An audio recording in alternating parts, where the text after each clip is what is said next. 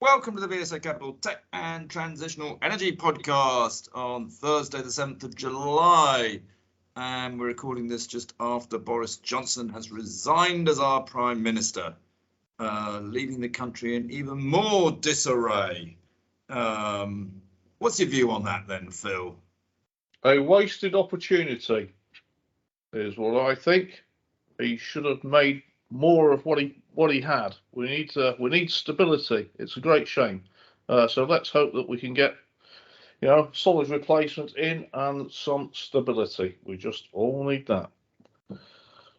We certainly do, and I suppose the question is, I think the hot favourite at the moment is Penny Mordaunt, but we'll see. It's early days yet. The market is taking it in its stride, which is maybe tells you everything. The currency has gone stronger. Maybe tells you everything. Actually, his position was untenable. He had to go. Anyway, we're not here to talk about politics. We're here to talk about tech and transitional energy. I'm actually down in Cornwall, have been all week. I am sort of doing a bit of work, but it does mean that I'm probably not as up to speed as maybe I should be. So Phil, you're going to have to do lots of talking today. Well, Andrew, I have been busy and I've been looking for good news this week because I think we've had enough of bad news. So something to kick off with, and just a thought, is on, energy is very much to the front of everyone's minds. But there was an announcement this week that the government, actually something very positive here, has completed the fourth round of its Contracts for Difference scheme. And what that is and why it's important to all of us is this scheme gives certainty to project developers in renewables to invest in infrastructure, and it protects them from volatility in wholesale prices. So, of course, as we know, energy prices being very volatile, and if you're committing billions in funds, you need some stability. So that's what the CFDs do. The government's just announced its fourth round, and it's secured 11 gigawatts across a whole range of technology: offshore wind, solar, and solar and onshore wind. So that's all good. That's enough power to power 12 million homes. So something positive coming out of government and for renewable energy in the country. Well, of course, on that note, and again, not once again turns into a political broadcast, but any new Prime Minister almost certainly is going to have energy, renewable energy, at the forefront of their policy. And hopefully they will actually deliver on it, which is what Boris Johnson sort of didn't really do. And so I think it's fair to say that we're going to get, at some stage, probably in the autumn, a lot more news coming out about the UK energy policy. Yeah, it'll be fantastic to see because, if you look back over the last few years, Andrew, the country has taken a bit of a lead in terms of what it's been doing and shutting down coal generation capacity and growing its wind power. But as you say, it's lost a bit of momentum. So it's good to have seen this, and we will hear a lot more about it. And also, we'll have obviously probably a new Prime Minister, and we have got a new Chancellor now, but that could change again. And it'll be interesting to see what the view is on windfall taxes. I don't think they can take back the windfall tax they've done on the North Sea oil and gas, but the talk about the energy distributors like SSE, I suspect that may go away. And so SSE is probably a stock that you should be buying on the back of Boris Johnson's resignation. Oh, there we go. That sounds like a good recommendation to me. Just in terms of market volatility and raising capital, news that Northvolt, battery company, very large battery company actually, has raised $1.1 billion ahead of a potential IPO in the next 2 years, they say. Sweden-based lithium-ion battery. And they've raised up to $8 billion, I think, so far. And this was done by a convertible loan note, but it was interesting to note, and something we were always looking out for, is it has looks like it's got some strategic investment in there. VW have been putting money into it, and it's alongside people like Bailey Gifford and Goldman Sachs. But showing that even in the current climate, that the battery technology is securing investment. Yeah, look, and again, we've discussed this on this podcast before, but I think what we're seeing now we talked about how, when a new technology comes along, the market gets overly excited, takes the stock prices far too high, then doesn't see things happening immediately, things that normally take, sort of 5 years. And then the prices drop way too low again. And that's when the big strategics come in saying, hey, look, you got this is going to happen. It always was going to happen, just took a bit longer than you investors wanted it to. And so we can come in and buy up companies where a lot of money has been raised, a lot of technology has been developed, and we can buy it on the cheap. So I think you're going to see more and more of that. Yeah, I've no doubt about that. Because you're so right, Andrew. I mean, it is all about its structural growth in investment in renewables, and yeah, these big players will be just waiting for the right time. I think with some of the, as you say, some of the smaller innovative ones where maybe investors have been, not as well, I mentioned last week that I was at the International Flow Battery Forum in Brussels. It's fair to say that I've had a lot of calls and emails since that conference. I've been surprised by the level of interest. Yeah. Well, that's the thing. So at the end of the day, if you've got really, really good tech in a company, and the company is looking stupidly cheap, and there's a lot of sunk R&D, of course, it's going to be looked at by the bigger multinationals and strategics. Absolutely. Anyway, there we go. What else you got, Phil?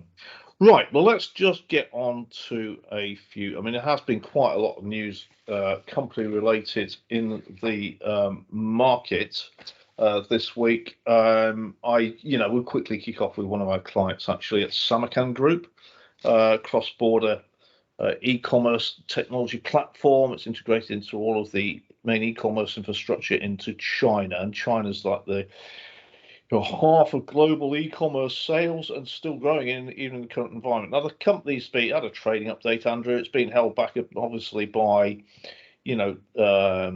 getting parcels around China, which are being disinfected and held if they're coming from overseas. And of course, theirs are coming in from overseas. It's cross-border.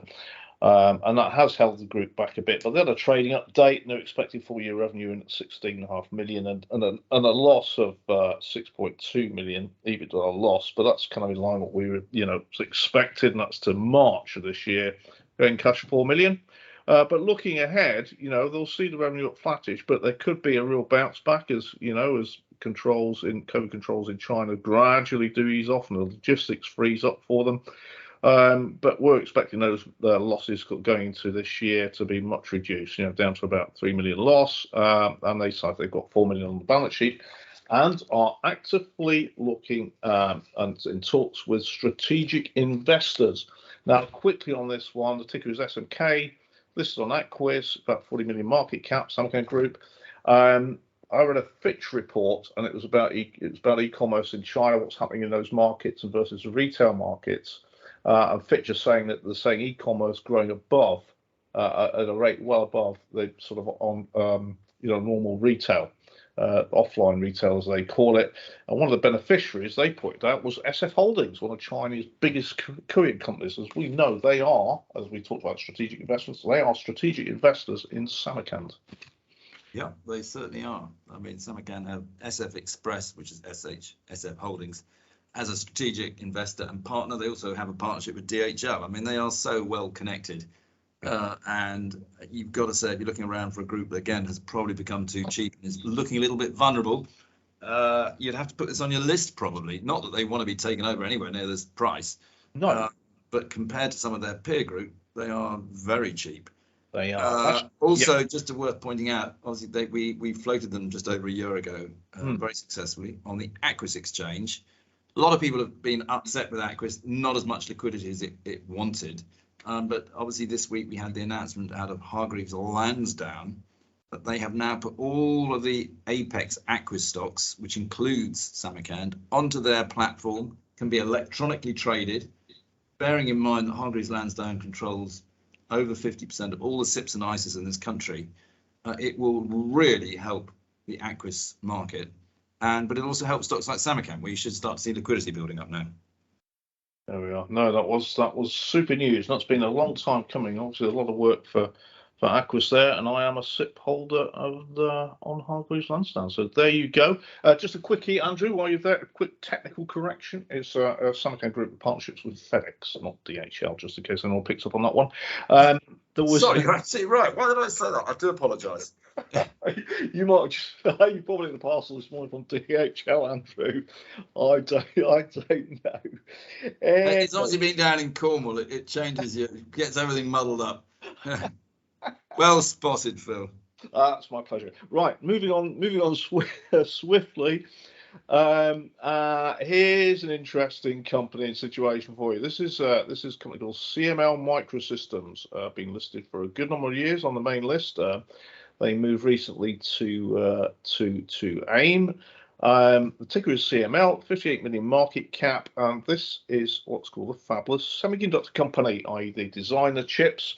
They have the chips made externally by third-party wafer manufacturers, and then of course they sell them directly to their customers. Now, what's interesting about CML is this company's market cap is £58 million, and it sold one of its divisions last year, and it now has net cash of £25 million. It's had its full-year results, and just looking at the results on this one, their revenue was up by 29% to £17 million, and the profit before tax was 1.7 million. Now, what does it do with its chips?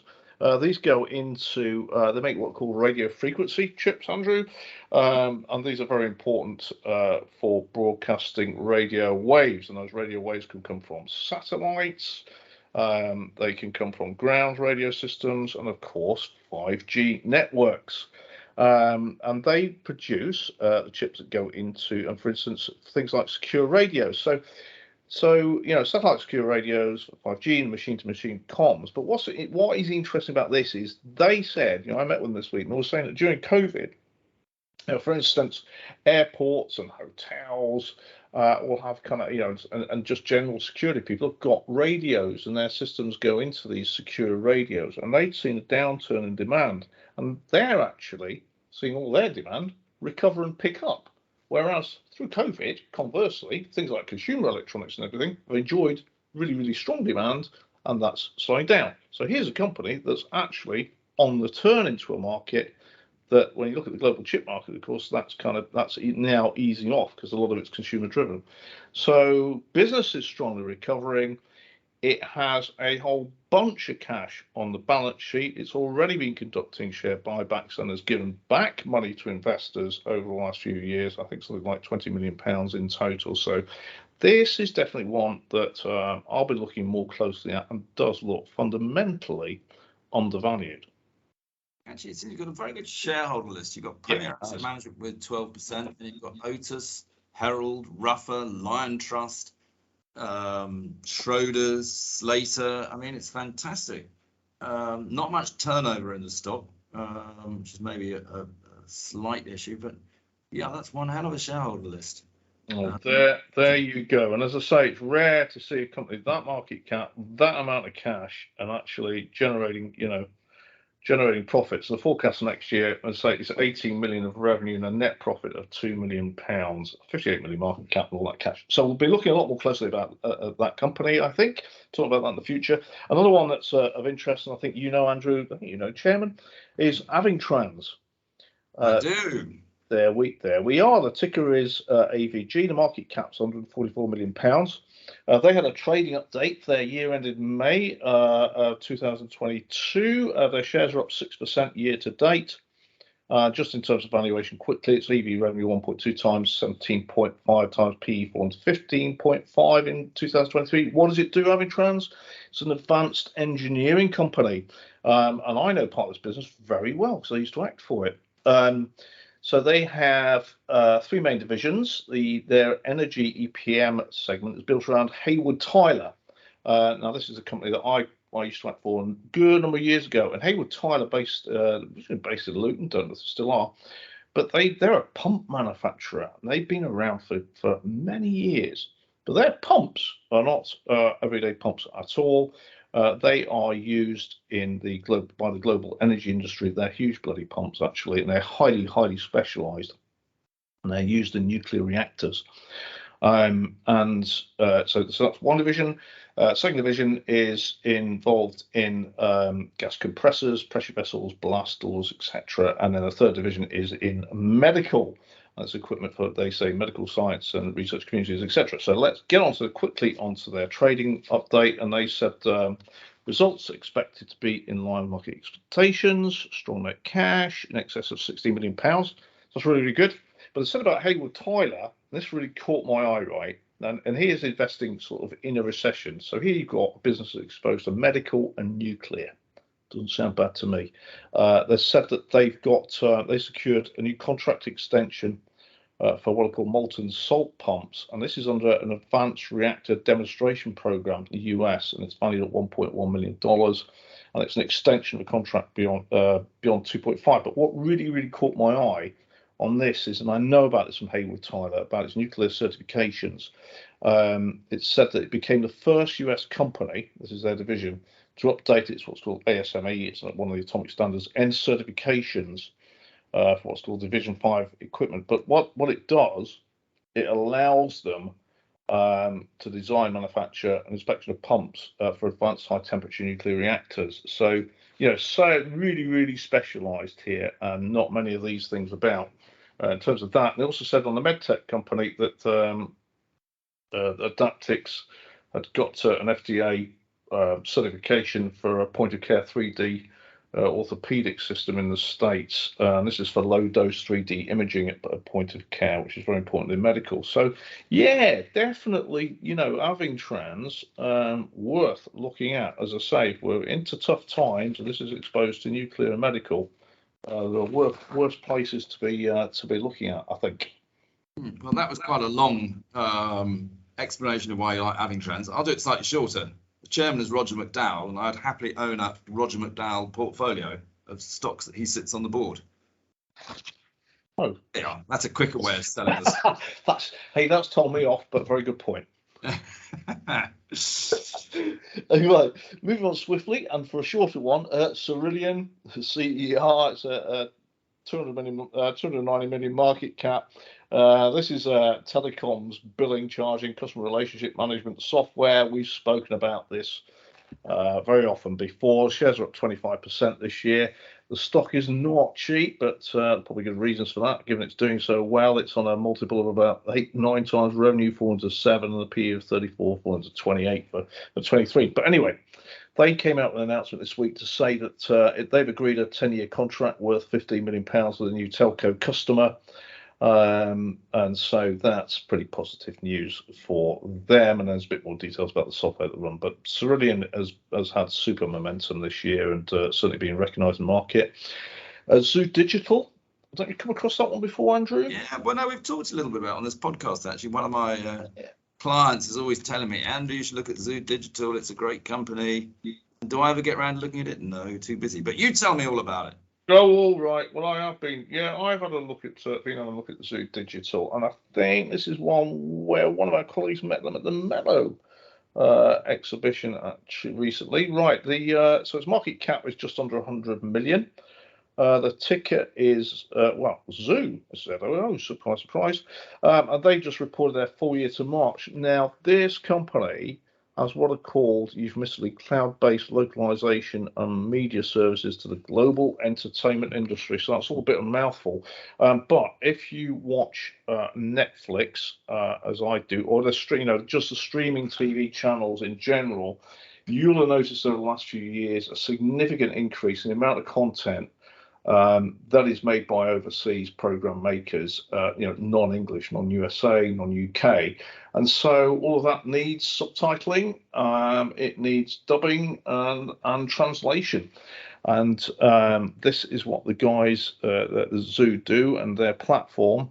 And as they point out, in 2021, 27% of the world's 100 most popular titles were made outside of the US. So this is a big driver for them, is this whole idea of localizing media. Their revenue, for the full year revenue, was up organically 78%. To $70 million, and their adjusted EBITDA was nearly doubled that to $8.3 million from $4.5. Operating profit of $3 million. Net cash of $6 million. But bear in mind, it did a placing $10 million in April. but they said that media services grew by 51%.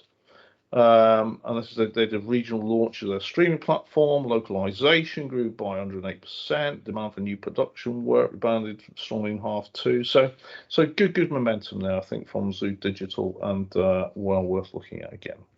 Yeah, it hasn't got a very strong institutional shareholder list, actually. It's still one that's a little bit not widely held, shall we say. And yeah, it is a good stock. I mean, it's performed actually pretty well.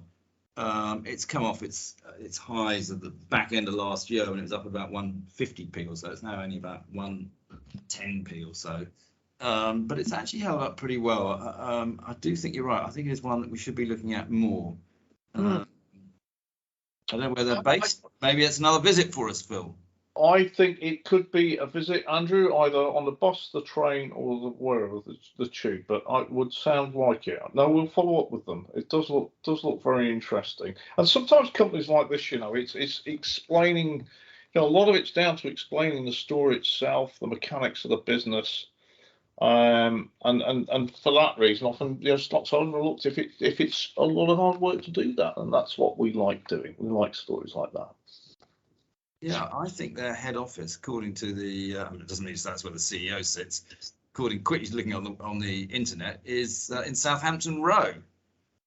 So actually, it's a walk almost for us. Well, you can go on your bicycle, and I'll run after you. Absolutely, it's not far, is it? I don't want to see me turn up in my Lycra. Right, moving on swiftly. Yeah, exactly. Yes, move on. Come on. Gresham Technologies, again, one we've discussed, 120 million market cap. Shares are up 10% year to date. They had a trading update for their half to June end. This company is in software and services, and they provide solutions for data integrity control, banking integration, payments, and cash management.